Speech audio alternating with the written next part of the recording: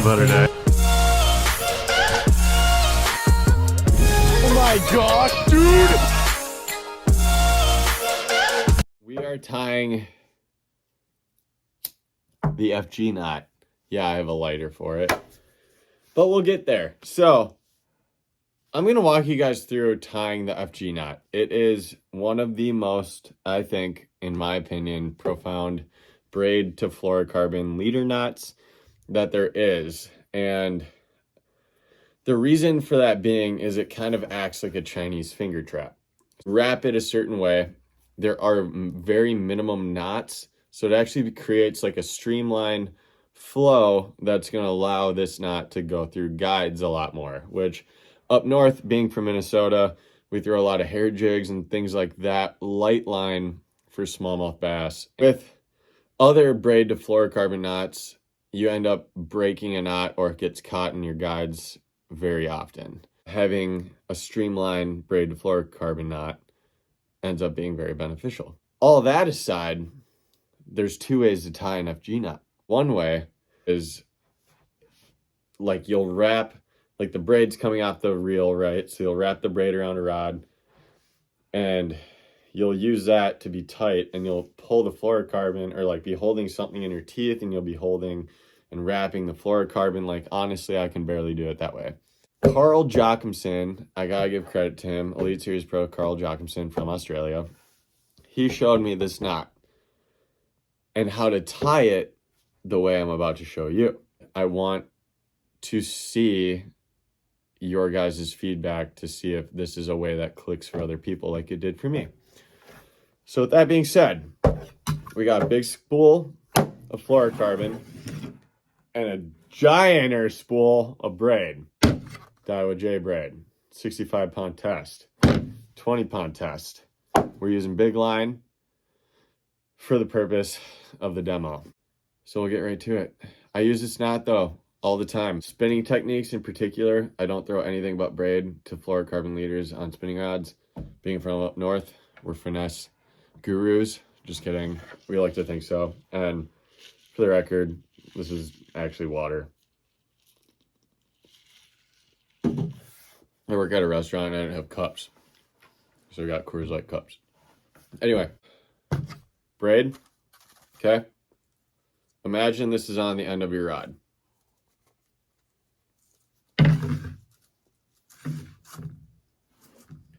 We're gonna incorporate some different views into this too, so you guys can see what's actually going on with this knot.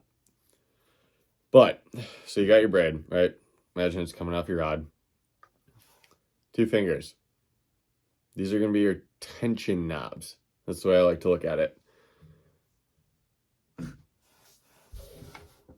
That's the ticket. You want that right there, okay? And how you're gonna keep that, so you just wrap the braid around your thumb and your pointer finger. You keep that tension, and from there, underneath, right? So hang on, sorry, I got loose. You got the both ends. You got a tag end and your main line, but you're gonna leave an extra length on the tag end for this purpose alone. You're gonna wrap it around your ring finger and your pinky finger, and you're gonna do like a figure 8 status. And my ticket is holding your fingers closer together so you get this almost too tight to the feeling, but you're gonna keep wrapping because the purpose of doing that is to like decrease the slippage that you're gonna have in your 2 main fingers. So then there, right? You got that. See how this is tied, eliminating the slippage, and you're pulling your fingers apart so you got this nice and tight, right? Okay. I should have loosened this before I started doing that. I'm going to take my spool, right? Imagine you're sitting in the boat or on land, whatever, wherever you are. And you got your spool that you're going to tie your fluorocarbon leader to your braid on or with. I'm going to put it under my foot. Oh my gosh, I just realized I don't have scissors. Stay tuned! My roommate gave me this, but I just remembered I don't have the scissors. He gave me this cool little bottle opener razor blade thing. So we're gonna use that for our scissors because I didn't grab one. And to be honest, I don't know if we have one or not here. So wrapped up, I'll show you a little quicker real time, right? So you got it, right? Fluorocarbon spool under the foot, coming over the knee. I know it's see-through, right? That's why we use fluorocarbon, because it's harder to see, not just for us, but for the bass.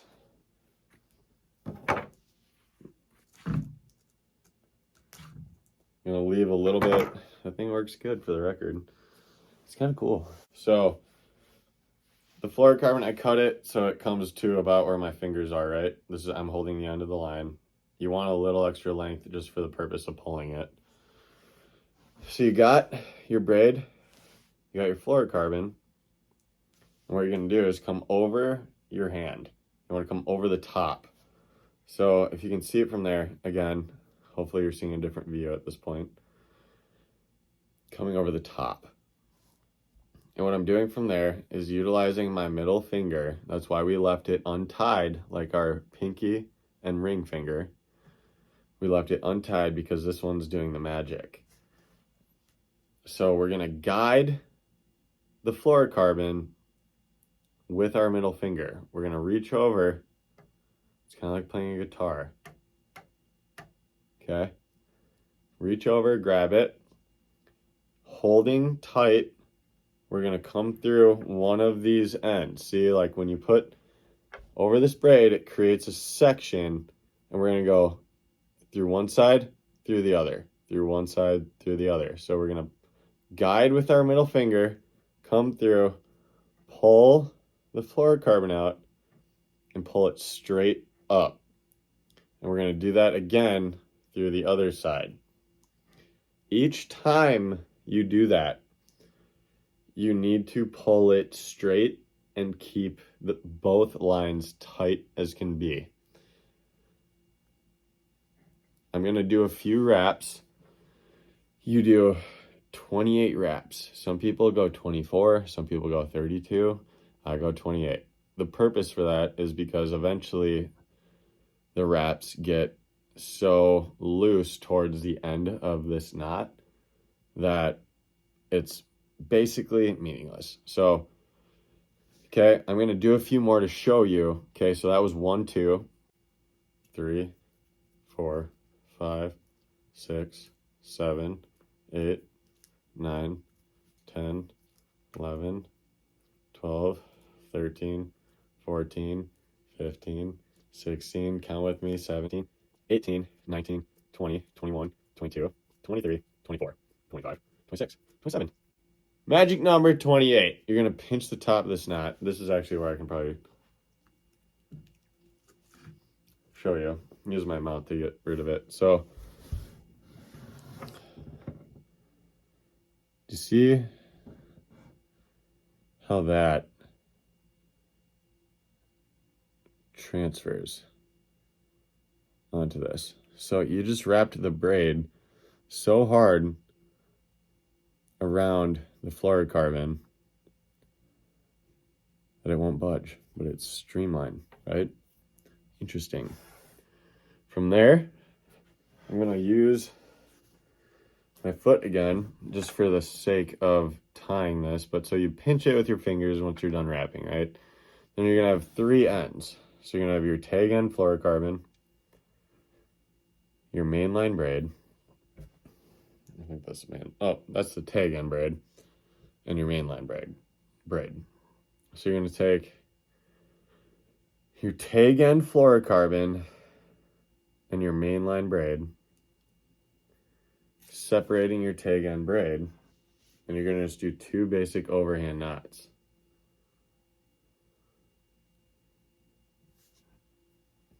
I'm holding it up so high because when you pull to tighten it, it works better to have that pressure.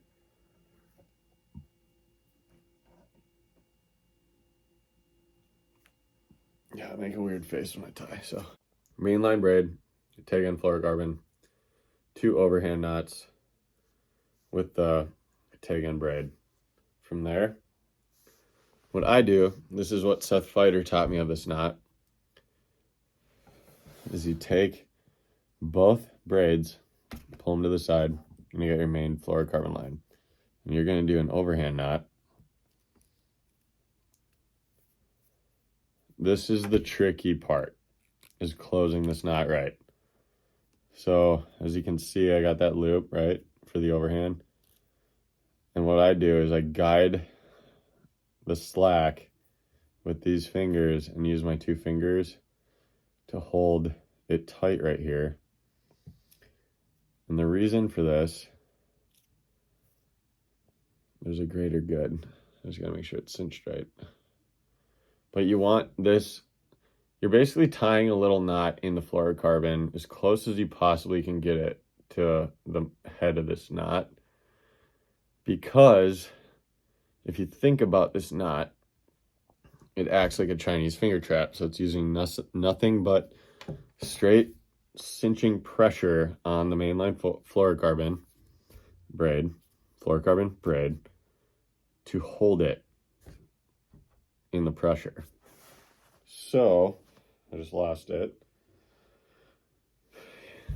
If you create a knot, if you had a knot on the end here and you had a cinch and there's a knot right here and it were to pull through, even if it slipped, the knot would catch, right?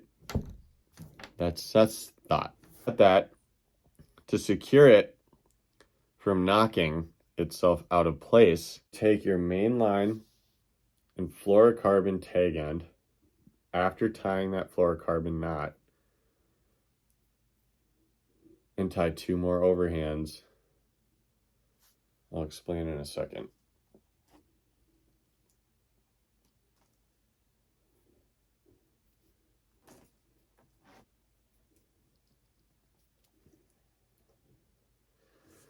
Because you have the tag end after you tie the knot. Let's just say my knuckle is the knot, and then you have the rest of the line, right? So you tie the knot, and then you have the tag end. And if you wrap the tag end straight with the main line and then cut it, that's where it'll lock itself, okay? So I don't have a scissors, like I said, which is kind of embarrassing and weird. I do my handy dandy new little pocket knife razor blade bottle opener deal. So I'm gonna just go down here. And you can cut it as close as you possibly can get to the braid.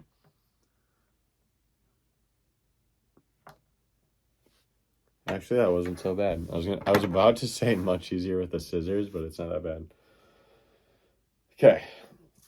So then you got your main braid and your tag end braid. All you're gonna do, 4 overhand knots, okay? The reason I'm so high up right now is because I loosened my grip on my foot. But 4 overhand knots, it's more so just for security. I'm trying to just keep it in frame at least.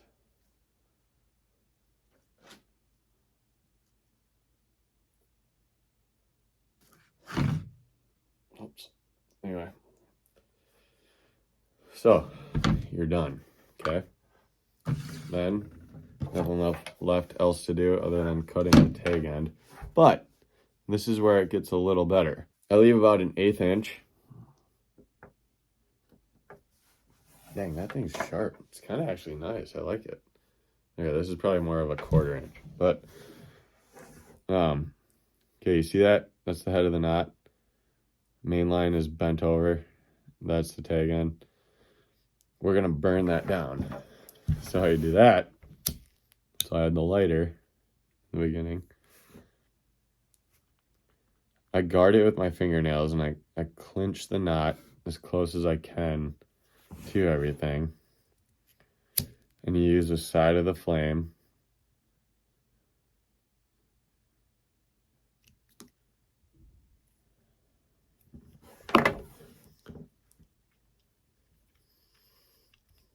to burn it down.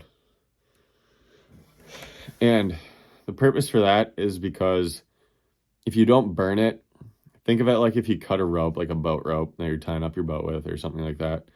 The ends fray and you burn the ends so they don't fray. So as the braid frays on the ends, if you were just to cut it, you can just cut it. I've done it in a tournament scenario multiple times just for like the sake of time or for the like lack of having a lighter, but over time, eventually the knot end will fray and it will loosen the end. So like it actually just comes down to that fluorocarbon knot. And then from there it can unravel, and it's just kind of a peace of mind thing, especially in like a high stakes scenario. So